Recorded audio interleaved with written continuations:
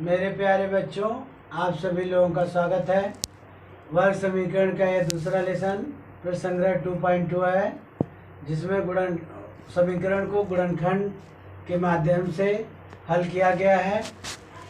समीकरण को हल करने की 3 विधियां हैं।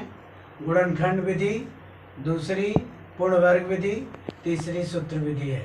इंग्लिश में इसे कहते हैं फैक्टराइजेशन मेथड, दूसरा है कंप्लीटिंग मेथड, तीसरा है इसको फार्मूला मेथड।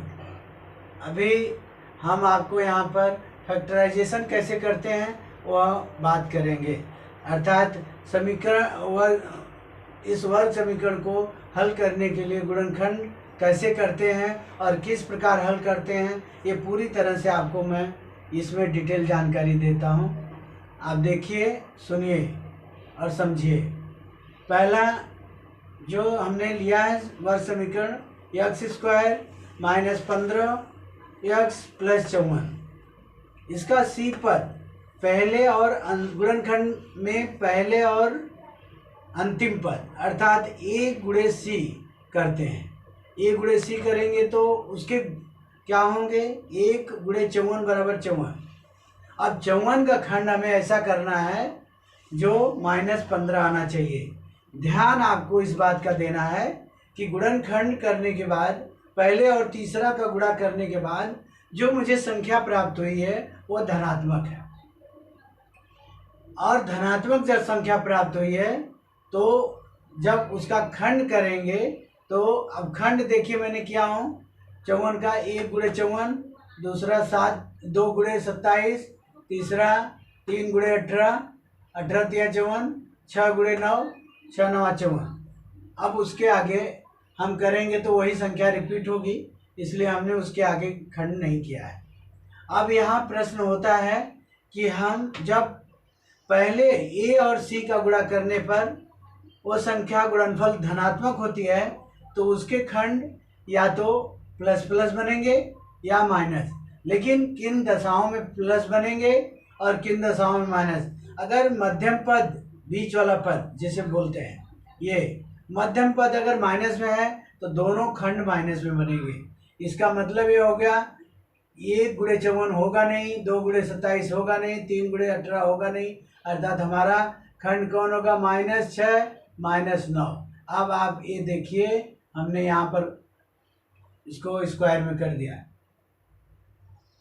रेक्टेंगल में हमने इसको कर दिया और दिखा रहे हैं -6, तो -6x - 9x, हमने इसका खंड 15 का खंड, इसको जोड़ेंगे तो -15 होगा, इसका गुणा करेंगे तो 54 ही आएगा। कैसे आएगा देखिए, माइनस गुणे माइनस करेंगे प्लस हो जाएगा, 6 गुणे 9 करेंगे 9 × 6 = 54। इस तरह आपका गुणा करने पर पहले और तीसरे के बराबर होना चाहिए और जोड़ने घटाने पर बीच वाले पद के बराबर अर्थात मध्यम पद के बराबर होना चाहिए। गुणनखंड की सबसे यही विधि है, आप इसे ध्यान से समझें। अगर हमारा पहला और तीसरा पद का गुणा करने पर संख्या धनात्मक प्राप्त होती है तो उसके खंड 2 बनेंगे और दोनों या तो प्लस होंगे या तो माइनस। किन दशाओं में प्लस होंगे, जब मध्यम पद प्लस में होगा तो दोनों खंड प्लस में होंगे, मध्यम पद माइनस में होगा तो दोनों खंड माइनस में होंगे। आप इसे क्लियर समझ लें। फिर हमने क्या करना है, फिर हमें कॉमन लेना है। आप देखिए यहाँ पर x² - 6x में हम कॉमन क्या पाएंगे, x, और कोष्ठ में आएगा x - 6। फिर आप यहाँ पर देखिए 9, लेकिन 9 कॉमन क्या हो रहा है, -9 कॉमन होगा। अब माइनस हमने अगर जो कॉमन लेते हैं तो कॉमन से हम उसमें भाग दें, भाग से जो प्राप्त होता है वही हम यहाँ पर कोष्ठ में लिखते हैं। हम -9 से -9x में भाग देंगे तो माइनस माइनस कट जाएगा, 9 कट जाएगा, x आएगा। अब माइनस का भाग अगर प्लस में देते हैं तो देखिए माइनस हो जाएगा, और 9 × 6 = 54, 6 आएगा बराबर 0। इस तरह हमें फिर देखिए दोनों में कॉमन क्या मिल रहा है, x - 6, और बचा क्या है यहाँ से x और यहाँ से -9। अब इससे हम ये 0, इसका भी हल है, इसका भी है, तो x -6 बराबर 0 होगा, या इसे इंग्लिश में OR लिखते हैं, r, x -9 बराबर 0। अब इसे पक्षांतर कर लें, ये देखिए x यहीं पर रहेगा और -6 अपने दाहिने पक्ष में आएगा, इसलिए वो माइनस है तो प्लस हो जाएगा। यहाँ भी -9 है, इधर आएगा प्लस में हो जाएगा। इसलिए दिया गया वर्ग समीकरण का हल 6,9 है। इंग्लिश में लिखेंगे the root of given equation is 6,9। अब दूसरा सवाल को हमने लिया है, हल कर रहे हैं। देखिए यहाँ पर x² + x - 20 बराबर 0। अभी आप यहाँ पर देखिए पहले और तीसरे का गुणनफल, फर्स्ट a और c का गुणनफल क्या होगा, 1 × 20 -20, तो माइनस में हमें आएगा, और माइनस में आएगा तो हम बता रहे हैं आपको, हमने इसीलिए चौथा एग्जाम्पल ले लिया है जिसमें माइनस है, दोनों में माइनस है, -20 और यहाँ -15 देखिए है। पक्षांतर करने के बाद ये समीकरण प्राप्त हुआ है, पर समीकरण अभी माइनस दोनों में तो सेम है, लेकिन दोनों को हम साथ में लेके समझाएंगे तो थोड़ा बहुत आसान हो जाएगा। अब गुणनखंड यहाँ भी पहले और तीसरे का गुणा करने में -20 आया है, यहाँ पर भी देखिए 5 है और ये 15, यहाँ 5 है और ये -15 है, गुणा करने में -75 आया है। अभी हम करेंगे क्या, इसका खंड करेंगे, 1 × 20 करेंगे तो 1 × 20, 2 × 10 बराबर 20, 4 × 5 बराबर 20, तो ये और इसके आगे हम बढ़ाएंगे तो वही संख्या हमें रिपीट होगी, कुछ नया नहीं मिलेगा। अब प्रश्न ये बनता है कि कौन खंड रखें, हमने तो यहाँ 3 गुणनखंड लिखा है, तो कौन सा खंड यहाँ पर रखना सही होगा। आप देखिए, एक जब माइनस में आता है तो एक प्लस होता है, एक माइनस, हमें मध्यम पद क्या है, प्लस में है, इसलिए बड़ी संख्या के सामने प्लस लगा दें और छोटी संख्या के सामने माइनस लगा दें, और आपका ये सवाल हल हो गया। आपने देखा, हमने कहा पहले और तीसरे का गुणा करते हैं, और अगर गुणनफल माइनस में है तो खंड करें, और खंड करने के बाद मध्यम पद अगर देखते हैं प्लस में है तो बड़ी संख्या के सामने प्लस और छोटी संख्या के सामने माइनस। सेम आप इसमें देख लीजिए, चौथे सवाल में पहले और तीसरे का गुणा करने पर -75 आया है, इसका खंड करेंगे तो 1 × 75, 3 × 25।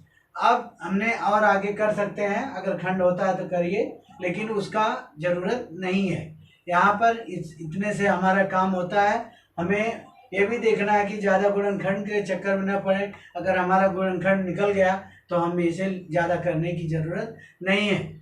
यहाँ पर -75 आया और मध्यम पद किस देखिए माइनस में है, तो बड़ी संख्या के सामने माइनस लगा दीजिए, आप छोटी संख्या के सामने प्लस लगा दीजिए, आपका खंड तैयार। अब देखना है ये खंड तो होगा नहीं, क्योंकि 75 में से 1 गया तो -74 आएगा, 74 है नहीं यहाँ। फिर 25 में से 3 गया तो 22 आएगा। अब देखिए यहाँ पर 22 है, इसका मतलब ये खंड हमारा वैलिड हो जाएगा, ये खंड हमें यहाँ पर प्राप्त हो गया। और दूसरे सवाल में कौन सा खंड प्राप्त हुआ, ये तीसरा वाला खंड हमें प्राप्त हो गया।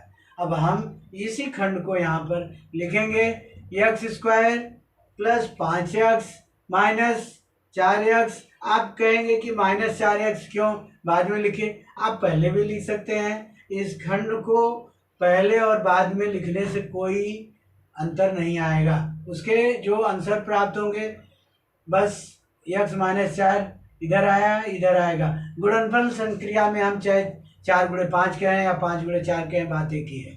इसीलिए इसमें हम जो खंड प्राप्त होगा हम उसमें हम पहले और दूसरे लिखने से -4x इधर लिखें या 5x इधर लिखें, इससे कोई अंतर नहीं होगा। हमें कॉमन सही लेना चाहिए, कॉमन अगर हमने सही लिया है तो सवाल सही आएगा।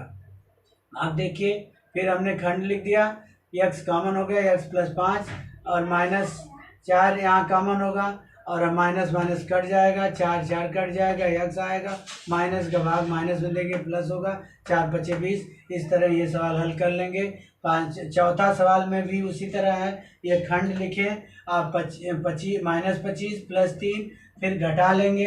अब यहाँ पर यहाँ पर कॉमन ले लेंगे, 5 m कॉमन हो जाएगा और फिर m आएगा, यहाँ पर बचेगा, फिर 5 × 5 = 25 और प्लस यहाँ 3 कॉमन होगा, फिर इसी तरह आएगा और हम हल इसका निकाल लेंगे। अब सवाल नंबर 7 को हम क्यों किए हैं हल और 8 को, ये कर्णज संख्या में दिया गया है इसका गुणांक, इसलिए मुझे इस सवाल को आप लोगों के लिए हल करना पड़ा है, अन्यथा हम हल नहीं करते। गुणनखंड में अगर आप खंड करना जान गए तो निश्चित रूप से इस सवाल को हल कर लेंगे। अब देखिए 7वें सवाल में करनी में 2 और गुणे 5 करनी में 2 करेंगे, तो आप करनी में 2 गुणे करनी में 2 करेंगे, 2 आएगा, गुणे 5 कर देंगे, 5 दूनी 10 आपको मिलेगा, 10 मिलेगा। 10 अब इसका खंड 2 गुणे 5, अब यहाँ देखना मध्यम पद कितना 7, तो 5 और 2 को जोड़ेंगे 7 आ जाएगा, इसका मतलब हमें खंड प्राप्त हो गया। तो हमने वही ऊपर पहला पद वही लिखा, करनी में 2x² और फिर यहाँ पर देखिए 2x लिखा प्लस 5x प्लस 5 करनी में 2 = 0। अब आपको यह होगा कि कॉमन कैसे लेंगे, कॉमन जो करनी में 2 कॉमन ले लिया और x, क्योंकि x यहाँ भी है और x यहाँ, तो x कॉमन हो जाएगा। अब यहाँ पर करनी में 2 कट जाएगा, x आएगा। अब 2 करनी में 2 से 2 में भाग देंगे, हमने यहाँ पर देखिए, यहाँ पर दिखाया हूँ, आप लोग इसे दिखाने के लिए इतना चीज़ अपने रफ कॉपी में या पीछे काम करिएगा कहीं रफ जगह, यहाँ इस सवाल में मत करने का। अब 2 भागे करनी में 2, तो इसको परमेयीकरण कर लेंगे।